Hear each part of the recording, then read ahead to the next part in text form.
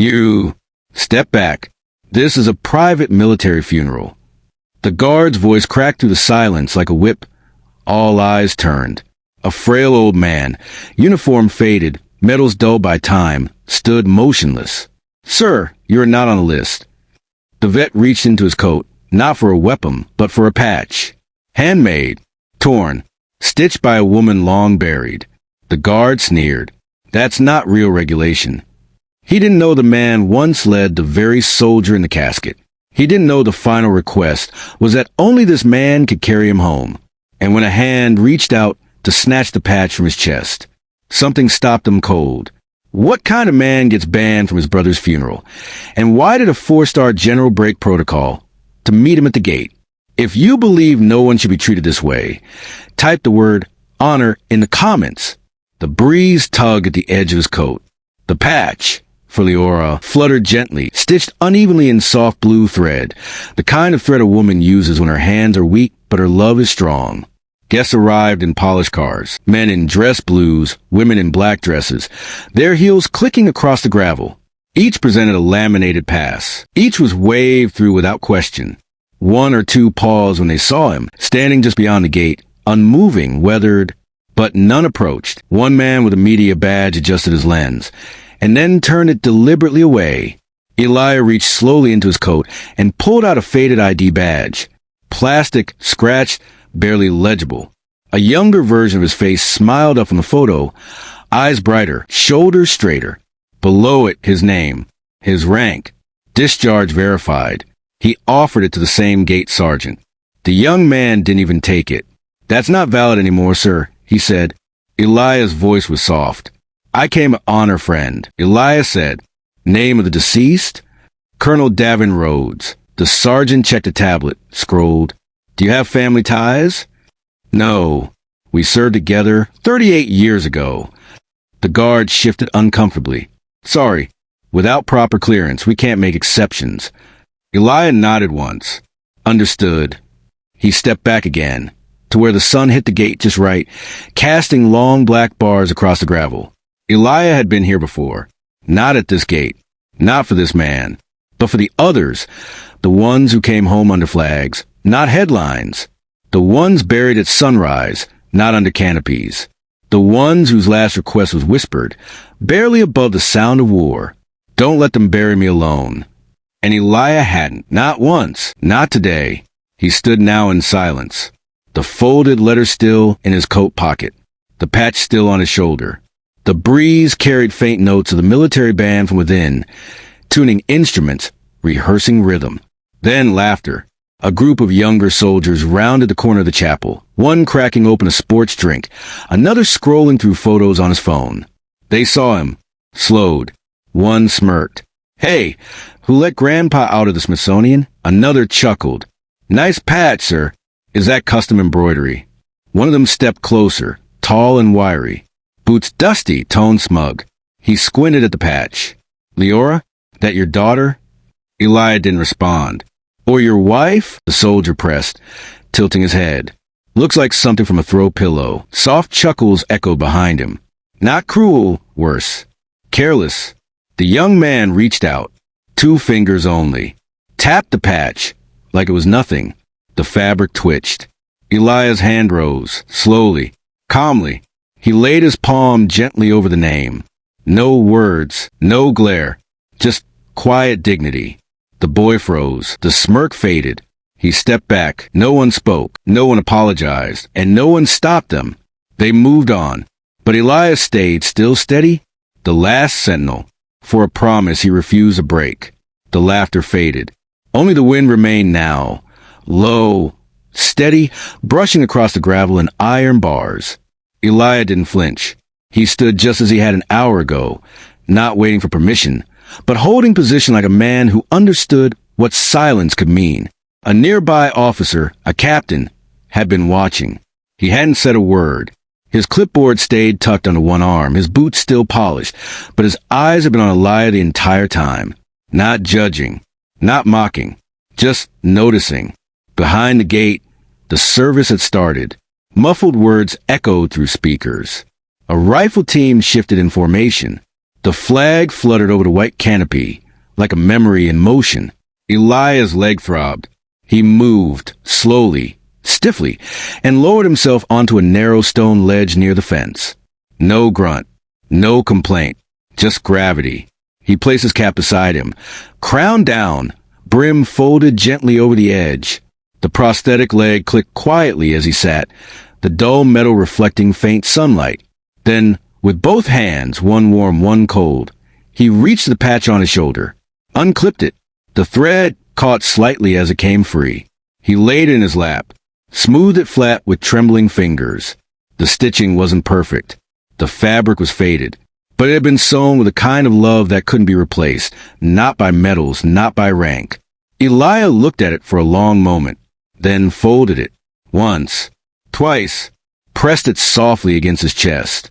He held it there, just under the collarbone, like something still alive. No one saw it. No cameras turned. No guests paused. But the captain did. He didn't speak, didn't step forward. He just stood still and remembered what it meant to see something sacred. Eliah remained seated, hand over the patch near his chest, eyes forward. But not everyone was blind to the moment. The captain, the one who had been watching, turned. He walked quickly, purposefully, across the gravel path, past the staging rows and honor guards standing at attention. He reached the command tent, a space marked by silence and authority. Inside, the ceremony was being monitored, every motion timed, every word coordinated. The lead general stood near the center, tall, composed, every medal aligned. His name, General Corwin Hale. His voice had delivered the opening words of the ceremony. His eyes had not yet left the script in his hand. Until now, the captain stepped in, removed his hat, and spoke low, careful not to draw attention. "Sir," General Hale looked up. "There's someone outside," the captain said, his voice quieter now. "I think you want to see him." Hale didn't respond at first. His brow furrowed, the kind of crease time doesn't erase. "Who?" he asked simply. The captain hesitated, then spoke the name, Eliah Brandt. Time stopped. For a heartbeat, Hale said nothing. His eyes didn't blink, only fixed on a place far beyond the canvas of the tent. "Eliah," he said again, this time like a memory, a name wrapped in red dust and fire.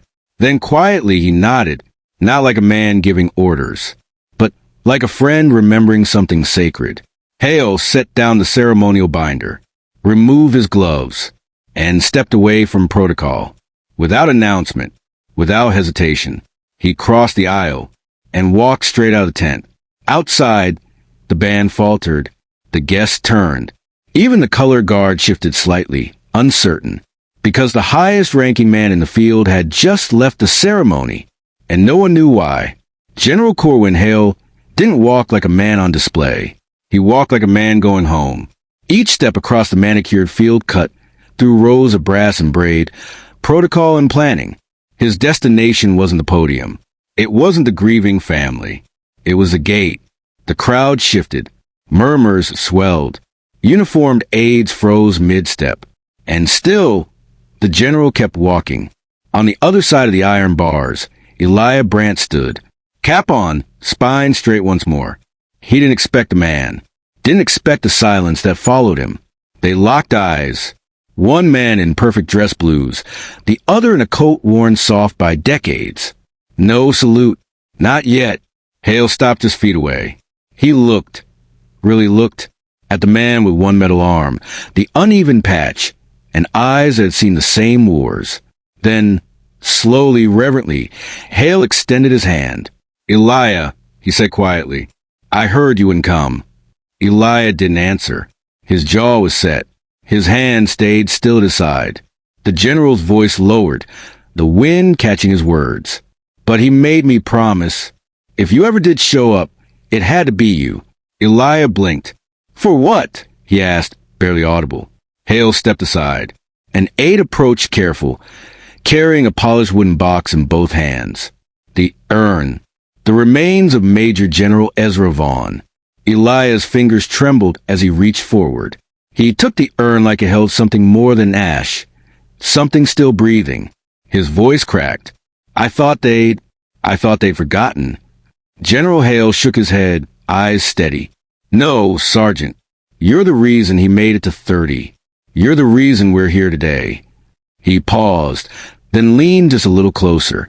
And I'm the reason he lived to meet his grandson. Elijah looked down at the urn in his arms.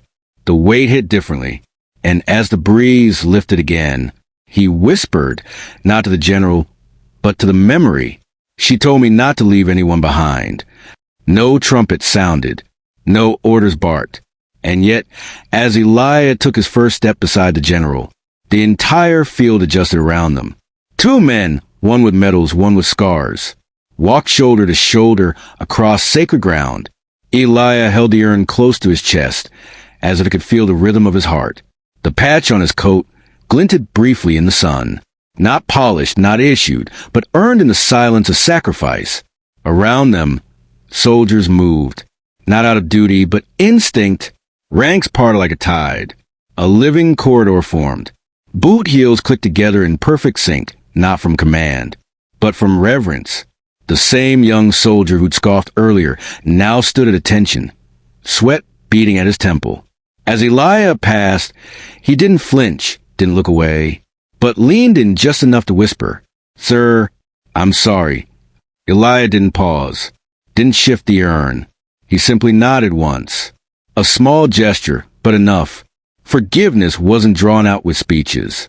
It walked beside him, steady and quiet. One step at a time, they moved forward, across the field, between rows of the living and the dead, toward a grave not dug in shame, but prepared in honor. And with each footfall, Elijah Brandt walked not just for Ezra, but for every promise kept when no one was watching. If you believe dignity always finds its voice even in silence, subscribe now. At the altar, a stone pedestal beneath the shade of a lone oak. Elijah stopped, his breath caught, not from the weight in his arms, but from the weight in his chest. The urn trembled slightly as he lowered it. He knelt, slowly, not because he had to, but because it mattered. With both hands, he placed the urn in the center of the draped cloth. No flourish, no announcement, just care. The kind of care a man gives when keeping a promise. The oak's branches rustled, casting dappled shadows across the white linen. And for a moment, it felt like Ezra was there, watching quietly, smirking the way he used to when plans actually worked. A hush fell over the entire field. Even the birds seemed to hold their song. Then, one by one, hands rose in the crowd. Not active duty soldiers, not by order, but the older ones, the forgotten ones, the ones with silver hair, worn knees, and memories in their bones. Veterans, scattered to the crowd like time capsules. Each lifted a hand, fingers trembling, eyes glassy, and saluted. No words, no music, just a silence louder than any anthem. And then, from the back, a soft voice, a woman's, cut through the stillness. "Welcome home." Elijah didn't turn to find her. He didn't have to. The words were enough. He stood there, not as a guest, but as a brother in arms, fulfilling the last line of a sacred vow. The chairs were folded, the canopy removed. The band had long gone silent. But near the far end of the cemetery, beneath the outstretched limbs of a young oak tree, a small group lingered. No grand ceremony. No photographers, just a moment. At the base of the tree, freshly placed, was a bronze plaque. Modest, unpolished, it read, "In honor of Sergeant Elijah Baines and Leora Baines." Because honor is not given, it's carried. Elijah stood beside it, fingers grazing the bark of the tree. He reached into his coat one final time. The patch, Leora's stitching worn but intact. He knelt again, but not in pain, not in sorrow. In reverence, he dug gently into the soft soil at the tree's base and buried the patch beneath the roots. No speech, no witnesses, just him and the earth, and the woman whose hands had sewn love into every stitch. Then he stood. The wind picked up. This time, it carried more than memory. It carried meaning. He turned from a tree and began walking down the gravel path. Same stride, Same limp, but this time, heads turned, not in judgment, not in confusion, but in respect. People stood. They didn't ask who he was. They understood, because some uniforms fade, but some men never do. If you typed honor earlier, thank you. If this story moved you, subscribe. It's how we remember what must never be forgotten.